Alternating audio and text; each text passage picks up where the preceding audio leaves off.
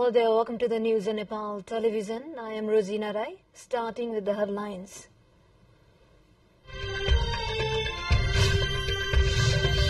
Grade 12 exam begins today across the country. A total over 390,847 students take part in the exams.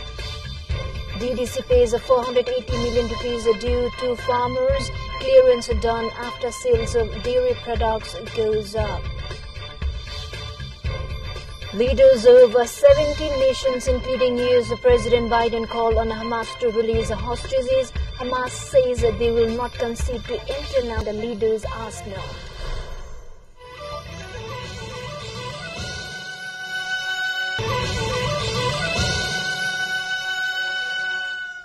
Welcome back. Now we have news in detail. The grade 12 examinations was held peacefully across the country beginning today. And Chairperson of the National Examination Board, Dr. Mahasaram Sarma, said the examination was conducted at 1,525 examination centers in all 77 districts. A total of 390,847 students, including 196,914 female and 193,933 male students attended the examinations. Students from 5,542 schools across the country are taking part in the grade 12 exam this year. A total of 1,526 examination centers have been set up by the board, including 1,525 in the country and one in Japan. The examinations has also been conducted by sending questions paper through email to the examination center in Japan.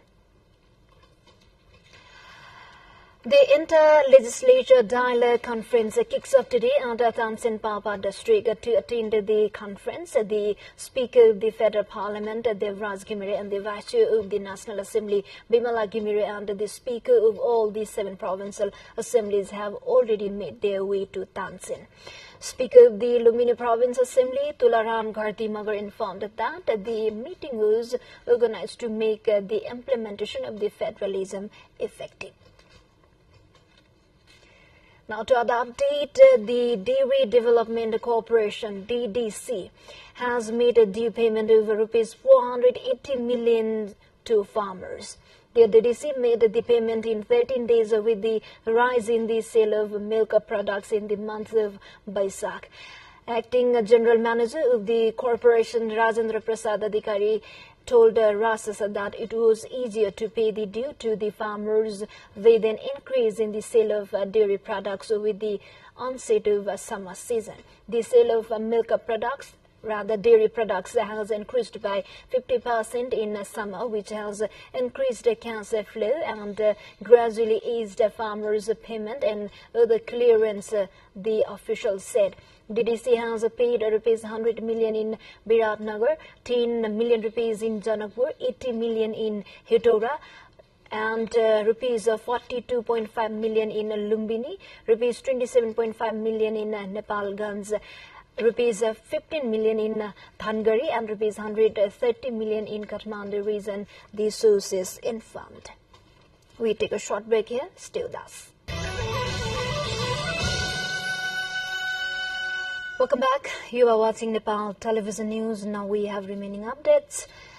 A team has been mobilized to assess the damage caused by the fire that took place in Jarlahawa toll of Matihani Municipality 6 on Wednesday. The team, under the leadership of Joint Secretary at the National Disaster Risk Reduction and Management Authority, Gagan Bahadur Hamal, will assess the damage as well as make suggestions about the work to be done in the future for the relief and rehabilitation of the fire victims. The team will also provide necessary support to the District Disaster Management Committee. A total of 100 houses were burned into ashes in the fire that broke out in Jarlahawa village on Wednesday. Now to Bardia, the wildfire broke out in Bardia National Park, and wildlife conservation in the western Tarai of Nepal is failed to extinguish and becoming severe in the vicinity. Forest fire has affected on the physical environmental, including land cover and forest ecosystem. The largest national park in the lowland, Tarai of Nepal, covering an area of 968 square kilometers and home to over 30 mammals, including the Royal Bengal tiger and one-horned rhinoceros, is in danger as a fire expanding with each passing days. The forest fire has devastated a total of 50% of the conservation area. Now to international update we have, and that is from Tanzania flood. At least 155 people in Tanzania have died in floods and landslides in Tanzania following heavy rains caused by El Nino, the Prime Minister has said. Kassim Mazalia warned that the rains might continue into May and urged families to leave flood-prone areas. About 200,000 people and more than 51,000 households were already affected by the disaster, he added. Heavy rains have also swept through neighboring Kenya and Burundi, causing a humanitarian crisis in the region. Now to Thailand, millions of people across South and Southeast Asia sweltered through unusually hot weather on Thursday. As the Thai government said, heat stroke has already killed at least 30 people this year. City authorities in Bangkok gave an extreme heat warning as the heat index was expected to rise above 52 degrees Celsius. Temperatures in the concrete sprawl of the Thai capital hit 40.1 degrees Celsius on Wednesday, and similar levels were forecast for Thursday.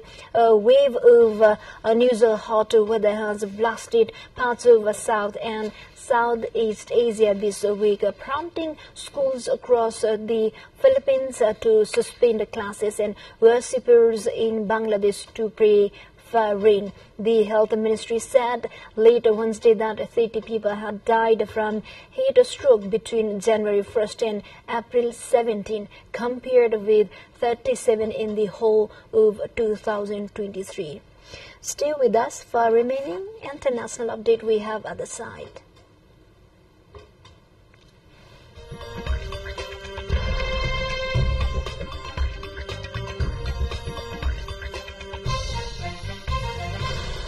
The United States, along with 17 other countries, released a joint statement calling on Hamas to release all the hostages so as to end the ongoing conflict in the Gaza Strip.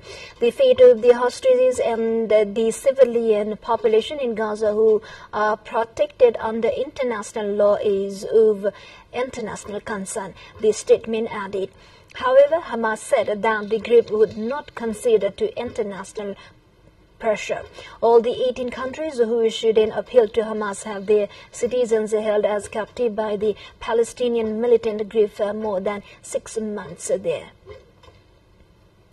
China's Foreign Minister Wang Yi has warned the U.S. that the recent improvements in the two countries' relations were being jeopardized by disruption, which could take them back to a downward spiral leading to rivalry, confrontation and even conflict, he added.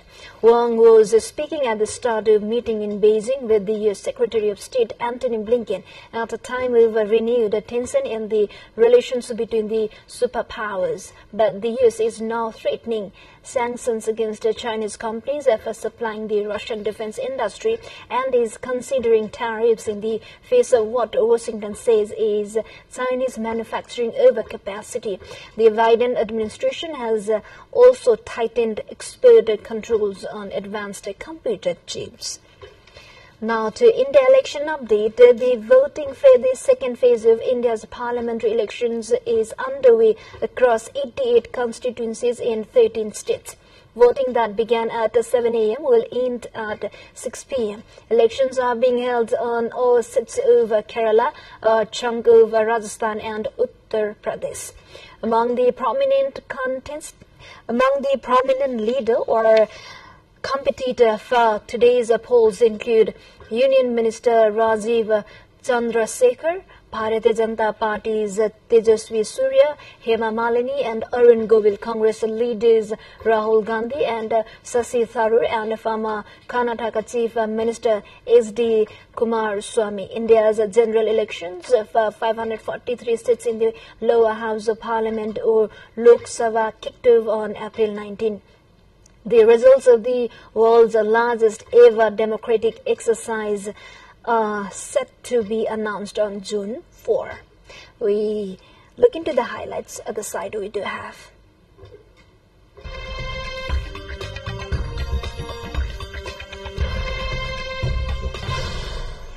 Auto industry reps and car lovers have descended on the Chinese capital for one of the world's biggest trade events.